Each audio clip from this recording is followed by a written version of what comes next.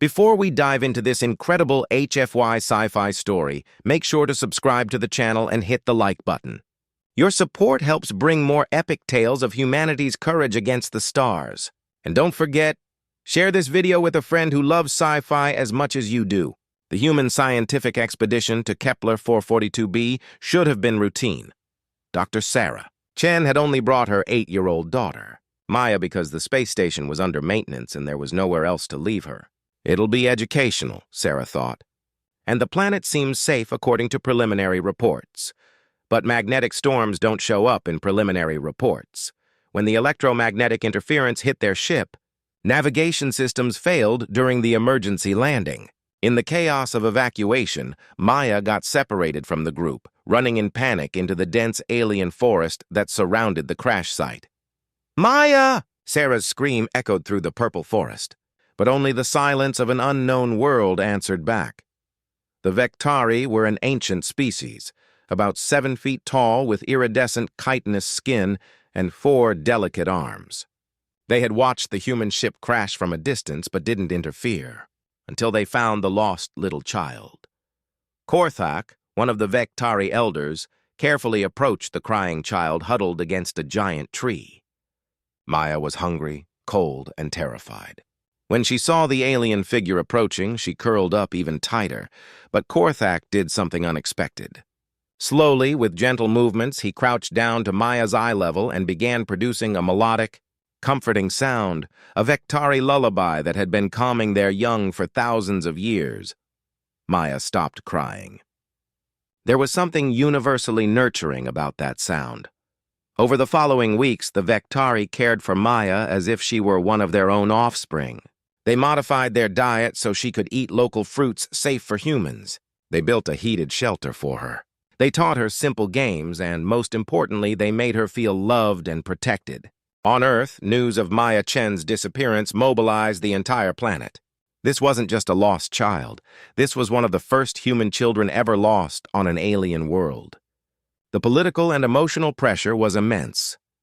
Admiral Marcus Webb personally commanded the most expensive rescue mission in human history. 12 warships, 300 space marines, and cutting-edge tracking technology were deployed to Kepler 442b.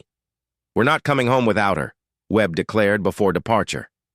For 2 months, humans scoured the planet. They were desperate, assuming that any alien life form would naturally be hostile to a human child. Search drones constantly flew over the region where Maya had vanished. It was Korthak who made the decision.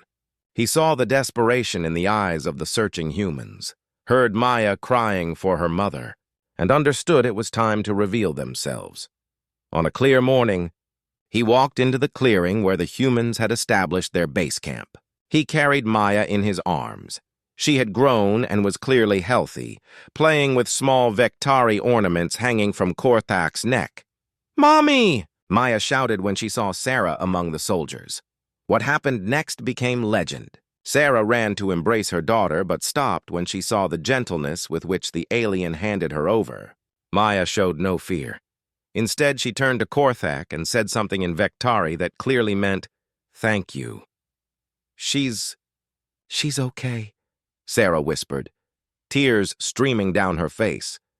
Through improvised translators and gestures, Korthak explained how they found Maya, how they cared for her, how she became a temporary part of their family. He showed them the shelter they built, the clothes they made for her, the toys they created. Admiral Webb, a man hardened by decades of conflict, felt his voice crack when he asked, "Why? Why did you save her?" Korthak's answer, translated through the ship's systems, echoed across all military frequencies. Because she was small, because she was lost. Because saving a child is what any sentient being should do. 3 weeks later, at Terra Orbital Alpha Space Station, an unprecedented ceremony took place. Vek'tari representatives, led by Korthak and Velana, were officially received by human leaders for the first time. Maya, now wearing a Vek'tari necklace she refused to remove, served as informal translator between the two species, mixing English, Vek'tari, and gestures in a language only she had mastered perfectly. Earth's Secretary General Elena Rodriguez made a declaration that would be repeated in human schools for centuries to come. A species that protects our children as if they were their own doesn't just deserve our friendship, they deserve our eternal protection. For this act, the Vek'tari of Kepler 442b are officially under humanity's protection. Any threat to them will be considered a threat to Earth, Dr. Maya. Vek'tari, she adopted the hybrid. Name at 18, was now the chief ambassador between Earth and Kepler 442b. She established the first interspecies exchange program where human children and Vek'tari young grew up together for several years. Her office on the space station overlooked both worlds, Earth through one window, Kepler 442b through another.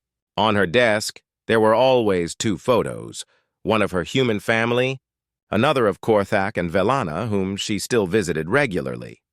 When young diplomats asked how she managed to unite two such different species, Maya would smile and touch the Vek'tari necklace she still wore.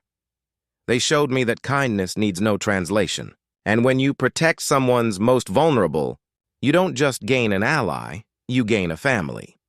The Earth-Vek'tari alliance had become the strongest in the known galaxy, based not on mutual interests or complex treaties, but on a simple truth. They saved one of our children when they didn't have to, and we never forgot.